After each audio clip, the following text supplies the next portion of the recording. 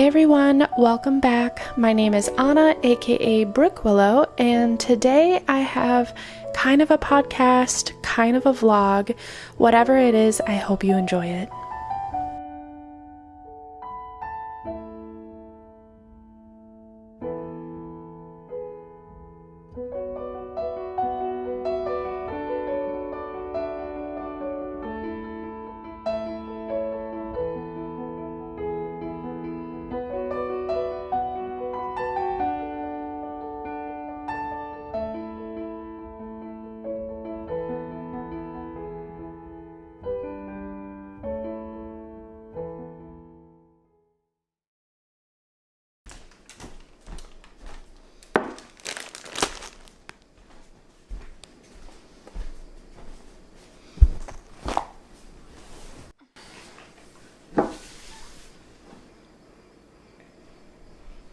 So I just got off of work and I had some dinner, and now I'm enjoying a little glass of red wine to unwind. And there's just a few things that I wanted to show you. First of all, if you're a follower on Instagram, you may have seen that I have a new finished object here.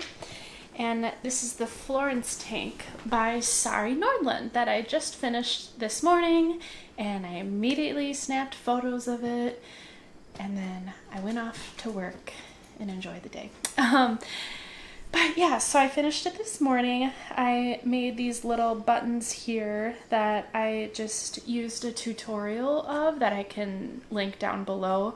But yeah, it was a crochet bobble button tutorial. It was so unbelievably easy and really fast to do as well. Also, it's a great way to make buttons if you don't have money to buy buttons, or you're in a pinch, or you just want something that kind of blends in with the top. So I was super happy with how these buttons turned out. Yeah, the pattern was super fun. I just had been in like a lacy mood, and I figured this one kind of ticked all the boxes because I also wanted something that just buttoned down the front. I did struggle a little bit because the pattern is kind of like hard to see, so I couldn't even really tell if I was doing it right or not. And I don't know if that's just because I was using a dark colored yarn or what, but I just kind of YOLO'd my way through it.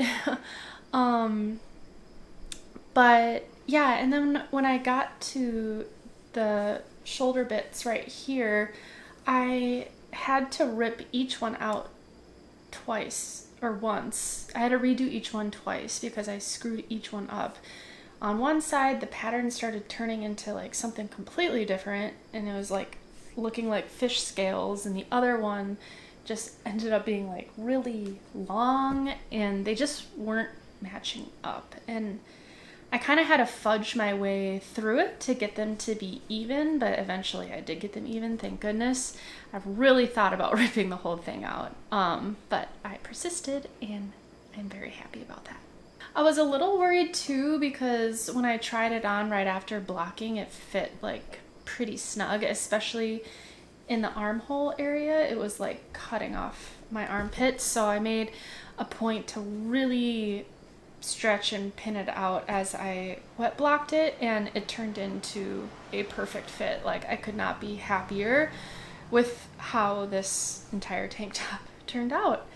The yarn I used was Knitting for Olives Pure Silk in deep petroleum blue. I don't really know what drew me to this color. I'm not a huge blue person, but there's something about it, and I just really like how it all turned out. So that's my new top. It's my last summer knit for this summer.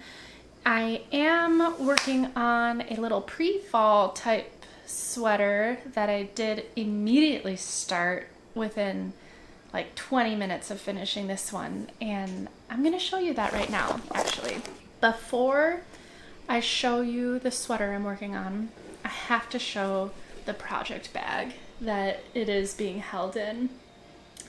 This is a bag that Juanita from Woolly Bean made for me as kind of like a thank you for letting her join in on the Best Friends Mail that her and I both hosted this spring. So she let me pick out what fabric I wanted and if I wanted drawstrings or not, and I am so unbelievably happy about this project bag. It's been so long since I bought a project bag or made a project bag, so it's just like a perfect new item going into fall because it has all the fun fall colors that I like, and it actually matches this tank top super well too.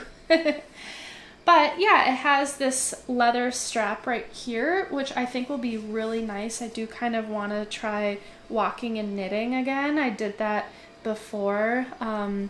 I just haven't really been working on anything that's just plain stockinette stitch that would make it easy, but whenever I do pick that back up, this is going to be a really nice bag to carry along with. Like I mentioned, it has the 2 drawstrings that just opens up, and then inside I have a bunch of pockets as well to store like tools and whatnot. It's also double lined, so the outside is using some kind of like canvas material, and then the inside has this super heavy duty cream canvas material, and it's very solid and good. But let's see what's inside of it.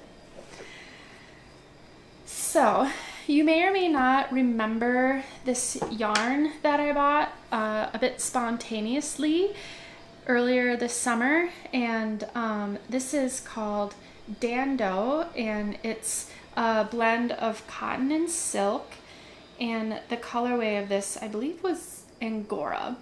So I bought 5 skeins of this yarn, not entirely knowing what I wanted to make with it.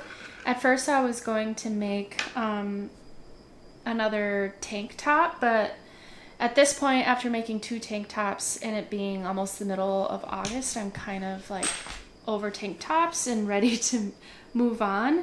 So I decided that I wanted to make James & Watt's rib lace raglan again. I actually was one of the test knitters for it last summer, and I think it turned out so beautiful, but the fit just doesn't fit my body how I want it to. First of all, it's a little too cropped for what I'll realistically wear. It's like quite a bit cropped actually. And then the sizing just isn't right. I do remember that I didn't hit gauge on my gauge swatch, so I ended up having to go down in needle size, but I think that gauge swatch kind of lied to me because the whole thing just ended up being a little bit smaller than it should have been. So going into that, I knew what I wanted to do differently this time around. I actually wanted to rip out that yarn from the old one that I made and redo it all over again because I thought I had all the extra yarn that I used, but I don't. I think I donated it or something. So I discovered that not only do I have enough yarn to make this with this yarn, but I also have enough to make it in the long sleeve version, which is something that I really wanted to have as well. I wanted a short sleeve and a long sleeve. And I figured, what a perfect time to make a long sleeve version of it, because we're getting to the time of year where, I don't know about you, but for me, I really want to start wearing fall pieces, but it's still like 85, 90 degrees outside, and so that's just not gonna happen. But I thought with this being silk and cotton in a very open, lacy, somewhat flowy pattern, I think this will be kind of a perfect pre-fall make. So the changes that I'm making to it is I'm gonna knit up a size. I'm using the needles that are recommended, so I know it's gonna be bigger a little bit regardless, but I wanted it to be I wanted it to have a bit more positive ease. So when I test knit it, I made the XL, and then this time around I am knitting it in a 2XL. And I think that's really gonna get me the size and shape and everything that I want. And then I am going to extend the bodice so it's not quite so cropped. The nice thing about this is it is a top-down sweater knit in the round, so I will be able to try it on as I go. That's something I didn't even do when I was test knitting it, which is kind of weird why I didn't do that, but I'm going to make a point to do it for this sweater. And I've got to say, I am so freaking excited to not only be knitting something in a round, but also having it be top down. The last 3 garments I made were all knit flat. 2 of them were bottom up and 1 of them was sideways. And that can be fun at certain times, but nothing beats knitting in the round top down. So that's just making this so much more exciting to knit. And it's been a really nice TV knit too, because the rib lace pattern is super easy to memorize. So I don't even really have to think too hard about it, and I can just go on my way and watch TV while I make it, and it's just been the perfect relaxing knit that I need right now. Speaking of being in the mood for fall, I ended up buying some yarn that I'm going to make for Andrea Mowry's Tesselated sweater. I just absolutely fell in love with it. The vest is super cute, but the pullover version is like even better in my opinion. And I know that I would have had so much FOMO if I didn't knit this sweater this fall. So I officially ordered yarn for it, and the package arrived today. So I wanted to open it up and show you what I'm going to use for it. The first yarn that I'm going to be using for it is actually my own handspun. This is some of the first handspun yarn that I spun up after getting my wheel. My friend Tara gifted it to me. It's the Malabrigo Nube in the colorway Corteza. And when I first spun it up, I did an okay job of it, but the ply was very loose, so I actually ran it through the wheel one more time and tightened up the plies, and that really made a huge difference for this. The funny story about this particular fiber is my friend Tara bought this for me, and then for my birthday, my best friend Kayla, I don't even know if her and Tara have ever met. They might have met once, but they definitely didn't talk about it. She bought me the exact same fiber. And these girls don't even live by me. One of them lives in like Washington, D.C., and the other one lives in Colorado. So the fact that they bought me the same exact fiber about 6 months apart in the same colorway is just kind of crazy. And they just know me so well because I absolutely love this colorway. So I love it. And I knew I wanted to make something extra special with it. I did think about maybe buying even more of it and doing an all-over sweater and just this hand spun. But once Andrea Mowry came out with a Tesselated sweater, I knew this is the color that I wanted to have in it. And this one's going to kind of mimic the Spin Cycle brand of it. It has a little bit of color changing throughout, but nothing crazy. So when I went to buy the 2 other yarns that I needed for it, I based it off of this color here. So let's dive in and see what I got. So the first one I got, which is going to be the main colorway of it, is this good wool, and what is the color?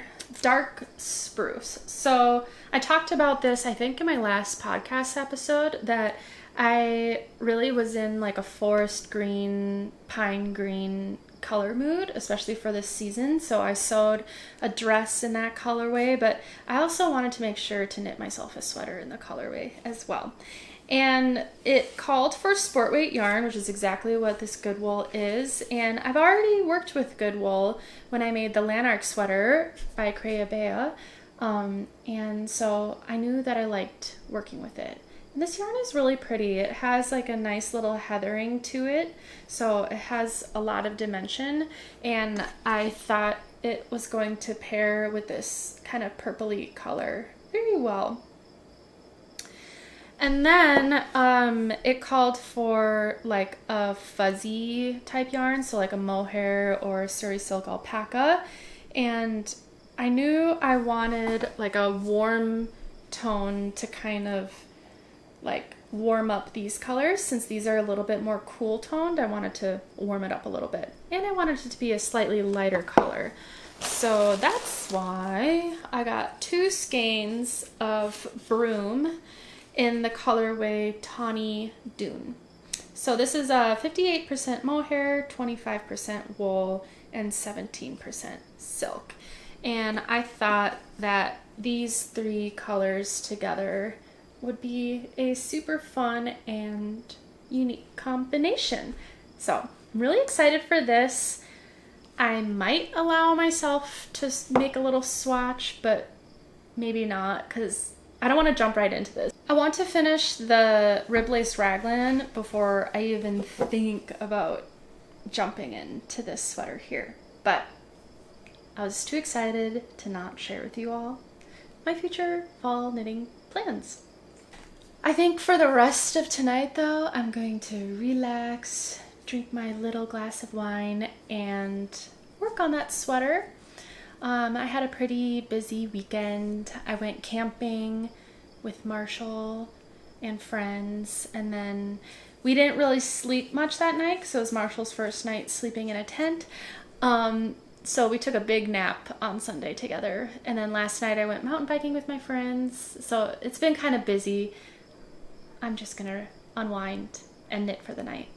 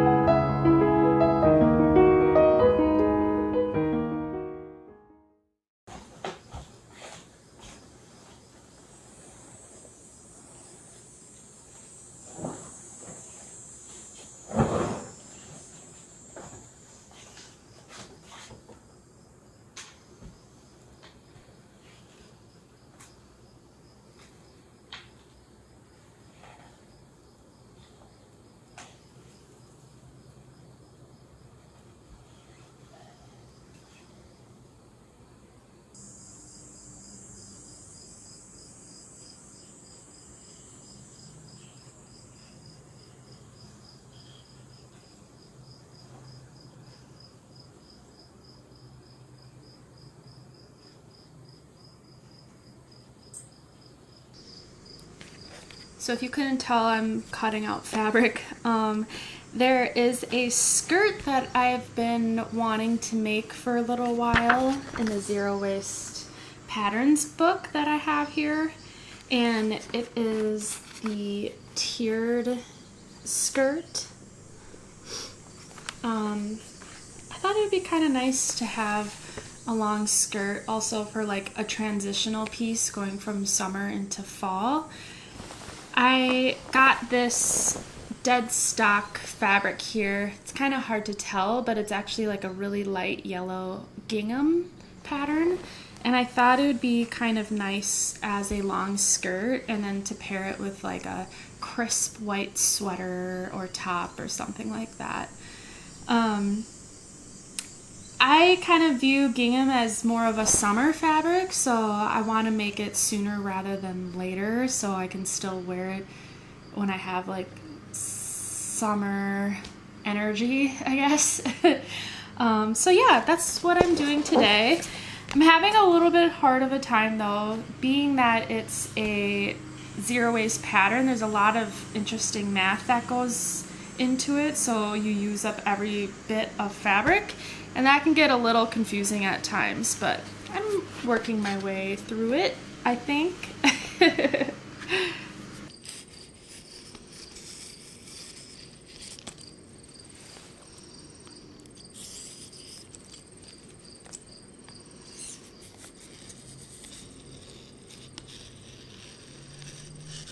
I will say every time I've ever made one of Birgitta Helmersson's patterns, I've always been very confused in the beginning and thought like there's no way this is gonna turn out right, like I have to be cutting it wrong or something, and they've always turned out great, so I have faith that this is gonna work. Going into it, I thought like just a 3-tiered skirt wasn't gonna be too hard, like it's like 3 pieces, but actually it's more like 5 pieces. So I'm just trying to figure out if I'm cutting this out correctly. I don't know. I guess all I can do is just keep cutting and see where that gets me.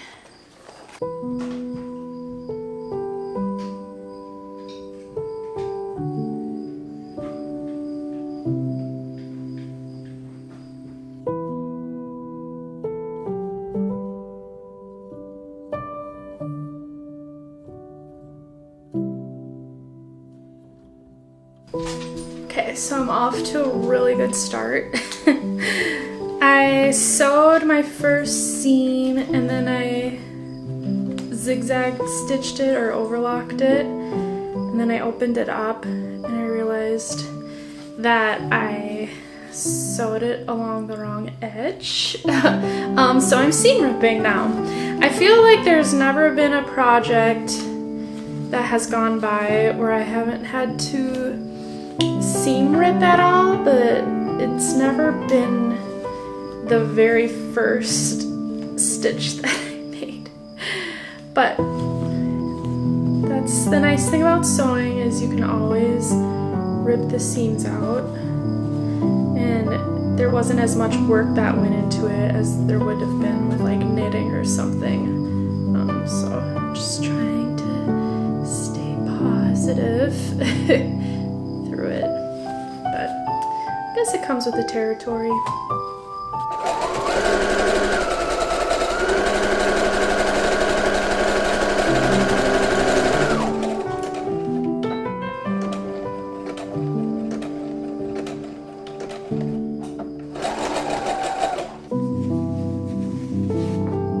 Back on track.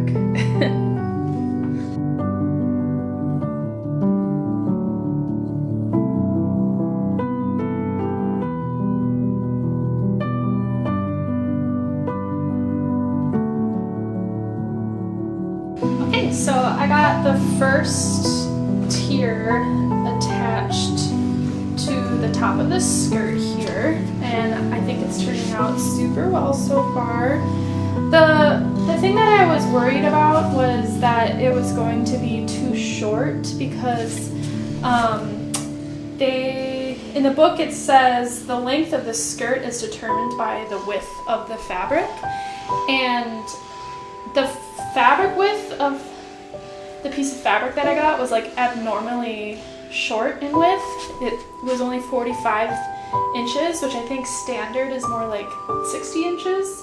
But seeing this so far and knowing I'll have a third tier, it's kind of hard to show you. I think it will be long enough for it to like make sense. So yeah, I'm happy with how it's turning out. Okay, so you're not gonna see my face because the angle that the camera is at, but I did just attach the last tier to the skirt, and first of all, I really like this fabric. It has quite a bit of elasticity to it. I think it's technically probably like a shirting fabric, but it's really comfortable and moves with my body. Super nice. However, I do think it's a little too short for kind of what I was envisioning, because I still need to hem the bottoms, so that's going to lose, like, at the very least another inch. So I'm kind of thinking, I do have an extra fabric. I'm thinking about adding a 4th tier to the skirt, because I really did envision this more as like a maxi dress or a maxi skirt. I don't like having all of this like negative space, I guess. Let me stand on this chair to see if you can see the bottom better. So yeah, there's just like, ignore my feet please. There's just like too much space between the skirt and my foot. It's at like an awkward stage. So I think I'm gonna add a 4th tier and just piece a bunch of the fabric pieces together and then add that to the skirt. It might be like very voluminous because it's already a very voluminous skirt, but I'd rather it be super voluminous than just like a weird length. So I think we're almost to the finish line. I have been working on this for like 5 hours now. I started at 10 and now it's like 3:15. So I might make some food just to get a little bit of energy back. I guess I could sit. And hopefully this will be done by the end of today because I'm ready for it.